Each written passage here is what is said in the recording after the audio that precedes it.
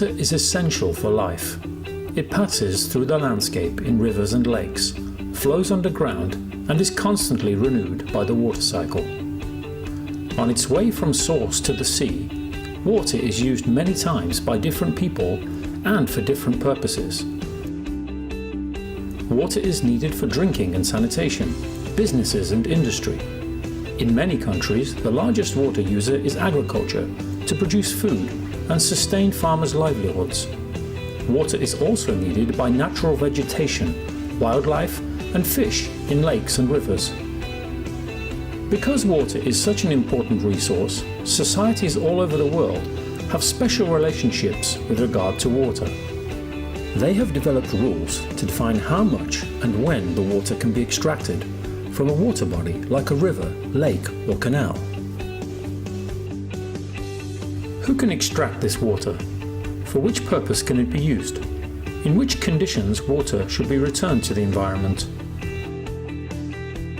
For example, if a farmer wants to use water from a river to cultivate her land, she may need to apply for a permit from the Water Users Association based on the water law.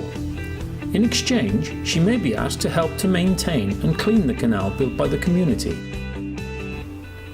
In many societies, water or water bodies also have special cultural or religious values. People enjoy water for recreation, and some consider lakes and streams holy places. All these relationships, rights, rules, duties and practices can be described as water tenure. The relationship, whether legally or customarily defined, between people as individuals or groups with respect to water resources. They can be formal, written down in water laws, regulations and policies. Others are customary, unwritten, communicated by word of mouth and passed on from generation to generation. Water tenure arrangements may allocate various rights, in particular the rights to use water, and define the duties to protect the water resources for other users and natural ecosystems. They can also define how water users can resolve conflicts over water resources.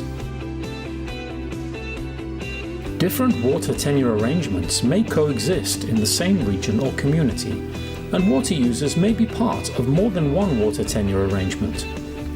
In many places, rights to use water are traditionally tied to land rights.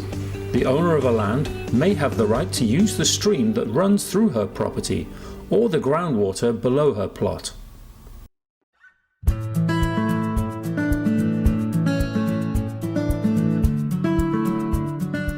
Water tenure arrangements should ensure an equitable distribution to all users and protect natural ecosystems.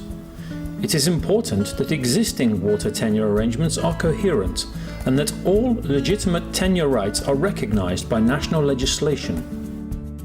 Conflicts over water resources can arise if water tenure arrangements do not provide fair access to all persons, or if they are not recognized as legitimate by water users. Water tenure arrangements play an important role in building resilience to increasing extreme weather events, like droughts due to a changing climate. For example, tenure arrangements may regulate how water resources are equitably shared in times of water shortage. Finally, water tenure arrangements must protect the use rights of vulnerable and marginalized groups, including women, small farmers, fisherfolk, and indigenous people, particularly those who do not have access to land. Water is a vital resource.